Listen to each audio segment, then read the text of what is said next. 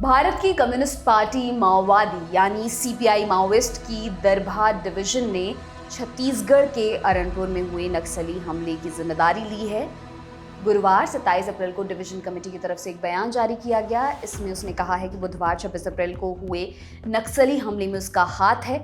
उसका कहना है कि बस्तर के आदिवासियों पर सुरक्षा बलों और पुलिस के हवाई हमलों के जवाब में ये कार्रवाई की गई है। चिट्ठी के रूप में जारी किए गए इस बयान की शुरुआत में सीपीआई माओइस्ट ने इस हमले को वीरतापूर्ण बताया है और लिखा है, केंद्रीय गृह मंत्री अमित शाह माओवादी पार्टी को 2024 में होने वाले लोकसभा चुनाव से पहले खत्म करने की योजना के तहत जनता पर युद्ध चला रहे हैं। देश विदेश के कॉर्पोरेट घरानों के हाथ में बस्तर के प्राकृतिक संसाधनों को सौंपने के विरोध में यहाँ चल रहे क्रांतिकारी आंदोलन को खत्म करने की घोषणा कर रहे हैं।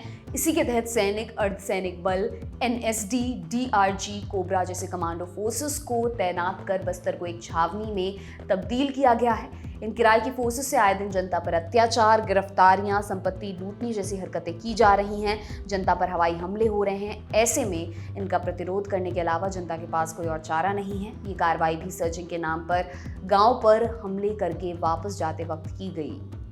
बुधवार को हुए हमले में छत्तीसगढ़ की एक सुरक्षा डिस्ट्रिक्ट रिजर्व गार्ड के जवानों की जान चली गई थी।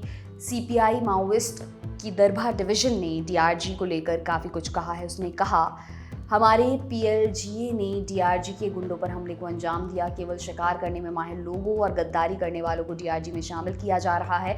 भले वो अनपढ़ हों और अनफिट हों, ऐसी फोर्सेस के लोग गांव में अपने ही परिवारों पर अत्याचार कर रहे हैं। बयान में आगे गौतम अडानी का नाम आता है। कमेटी ने कहा है, 2022 में गौतम अडानी ब्रैकेट में लिखा हुआ है मोदी के मालिक की संपत्ति 40 लाख करोड़ बढ़ गई। इससे गरीबी, बेरोजगारी, महंगाई कई गुना बढ़ गई है। ऐसे में सरकारों ने पुलिस विभाग को छोड़कर बाकी सभी नियुक्तियां बंद कर दी। इसके चलते उच्च शिक्षा लेने वालों को भी परिवार के पालन पोषण के लिए पुलिस की नौकरी में आना पड़ रहा है।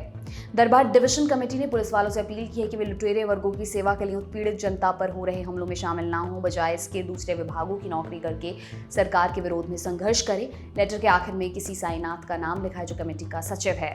डीआरजी के जवानों पर नक्सली हमला उस वक्त हुआ था जब वे दंतेवाड़ा के अरनपुर में एक सर्चिंग ऑपरेशन को पूरा कर लौट रहे थे। रास्ते में अचेली नाम की जगह पर नक्सलियों ने आईईडी ब्लास्ट कर उस वाहन को उड़ा दिया जिसमें जवान सवार थे। धमाके में 10 डीआरजी जवान शहीद हो गए।